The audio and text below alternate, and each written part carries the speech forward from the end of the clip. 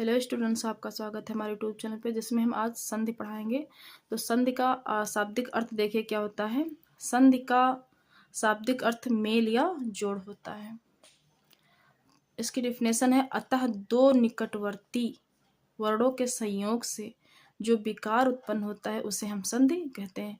जब दो निकटवर्ती वर्ण एक दूसरे से संयोग करते हैं, वहां पर जो विकार उत्पन्न होता है उसे क्या कहते हैं? संधि कहते हैं।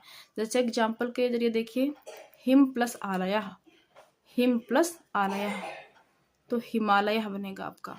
फिर है दूसरा एग्जाम्पल, विद्या प्लस आलयः, विद्यालयः, है ना। हिम में जो आ है और आलयः का जो बड़ा आ है, ये दोनों मिल करके बड़ा आ बन जाएंगे। तो यहाँ पे हिम और आ, यहाँ पे जो छोटा आ और बड़ा आ मिलेंगे तो बड़ा आ बनेगा। तो यहाँ पे क्या बन जाएगा? हिमालयः। फिर है आपका संधि के प्रकार। तो संधि कितने प्रकार के होते हैं? तो संधि 3 प्रकार की होती हैं। नंबर 1 स्वर संधि, नंबर 2 व्यंजन संधि, नंबर 3 विसर्ग संधि। तो यहाँ पर देखिए स्वर संधि के भी भेद हैं। तो स्वर संधि के कितने भेद होते हैं? 5 भेद होते हैं।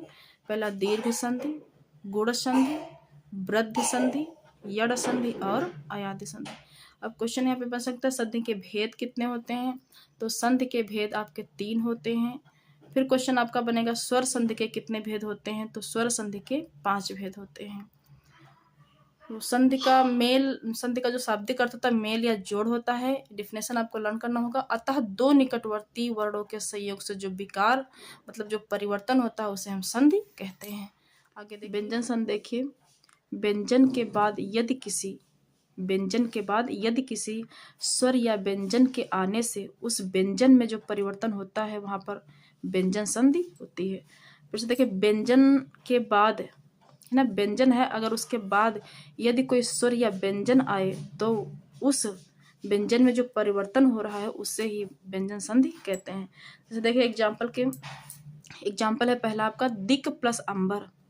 तो दिक का जो का है ना, इसकी जगह पे जो अगला वर्ड आएगा गा आएगा, तो वो भी व्यंजन है, वो भी व्यंजन। इसलिए व्यंजन के में जो परिवर्तन हो रहा है उससे ही व्यंजन संधि कहते हैं।